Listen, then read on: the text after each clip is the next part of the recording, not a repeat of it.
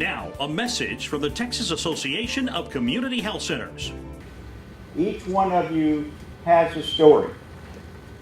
It's a story of yourself, why you became involved in community health centers. It's a story of us, your community health center. And it's a story of urgency. What is the urgency in what we're seeking? Health centers have come in to assure that the state legislature is aware of the issues and the challenges confronting health centers, both at the federal and state level. Centers have multiple funding sources that include federal and state, and when those funding sources are not coordinated, we face problems. Health centers face a lot of challenges that can be addressed at the state level, and they're assuring that state legislators are aware of the issues. There are four major issues. With so many new legislators, we have to ensure that new legislators are aware of the critical community function performed by health centers.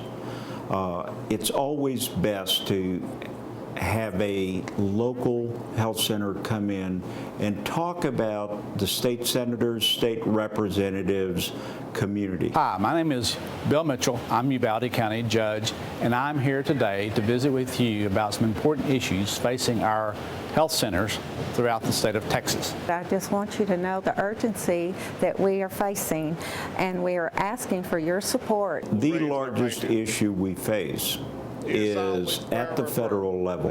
It's called the financial cliff.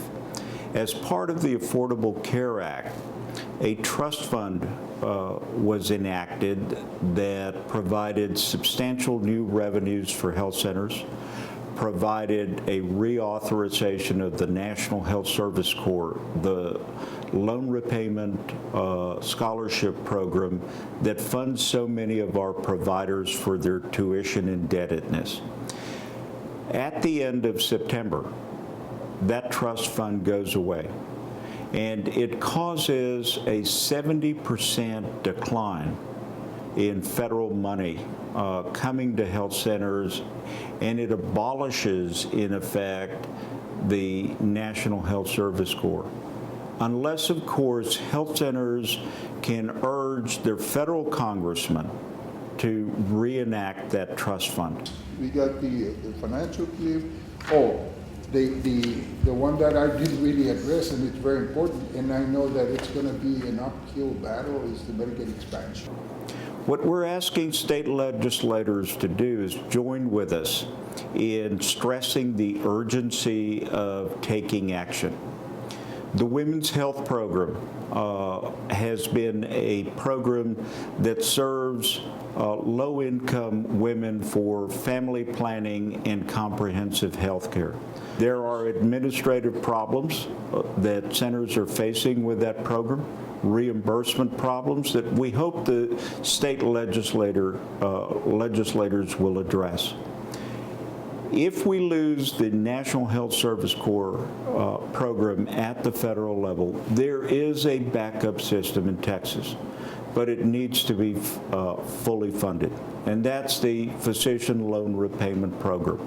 Although it doesn't cover the breadth of providers that the federal program has, at least we can get loan repayment for our health center physicians to encourage them to go out into rural areas, underserved areas, and practice.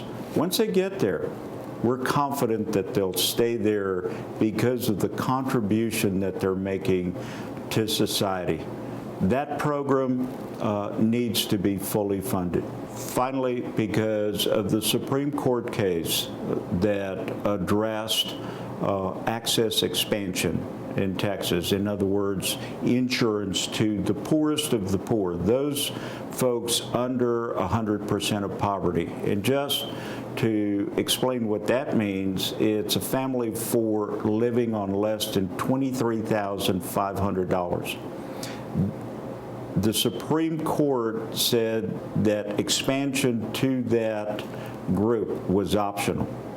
Texas has not taken the step to expand coverage to the poorest of the poor.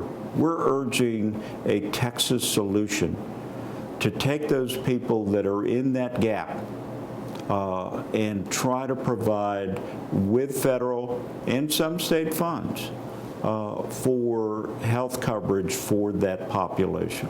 There are various areas that we have concern with, and it's a four-pronged strategy to assure that the patients we serve, the community needs that we address, continue to be met, that our patients continue to be served, and that all patients, all people, all Texans have access to health care.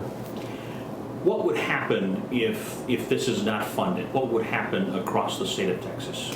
If the trust fund at the federal level is not funded, then there would be a 70% cut in federal funds coming to health centers. That translates into a 9% on average budget cut for health centers. The problem is that health centers are not-for-profits and public entities that operate on a very small margin and do not have the funding to make up a 9% budget deficit. Exactly, and it could mean, and it will mean, more people in emergency rooms, less people getting coverage, more people getting perhaps diabetes and coming down with other ailments. Ultimately, it's a very bad thing for each of the communities served by these community centers, correct? Yes, it's a bad thing for our patients. It's a bad thing for our communities. It's a bad thing for Texas. You know, I've served in this position for a long time, and I have found in going around the state and talking to legislators that my Texas cares. The folks that I deal with care.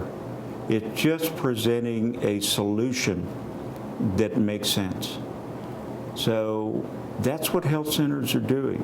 They're telling their stories. They're telling about the impact in their communities. And we need them to come and talk to their legislators. We're getting support across the board. And it's because health centers are coming and presenting. Our board members are engaged. Our patients are telling their stories. There's a lot of great stories out there. We serve over 1.1 million patients, have over 300 board members. Each of those folks has a story. They have a story of why they're involved, why they felt that health center was important. Our patients have stories, our staff have stories as to the mission that they perform and what they're giving back to communities. We need to get people that are concerned about their community, businessmen, people that go by our clinics, people that are served by our clinics, people who care about people, church groups, civic groups involved. In each one of the communities we serve, they have to understand that centers are a community resource. In the United States, we're very fortunate that in an emergency, health care can be provided. But why let it become an emergency? It's costlier, and health centers are there to prevent those. We need an urgency behind this fix. And so find out who your congressman is, federal congressman.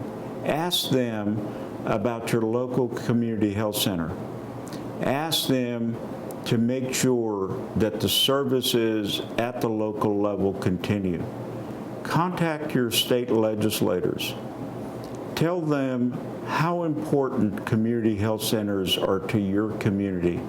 Ask them to just watch out. Be our guardian angels so that this infrastructure that has been built over a 50-year period is not destroyed for lack of knowledge.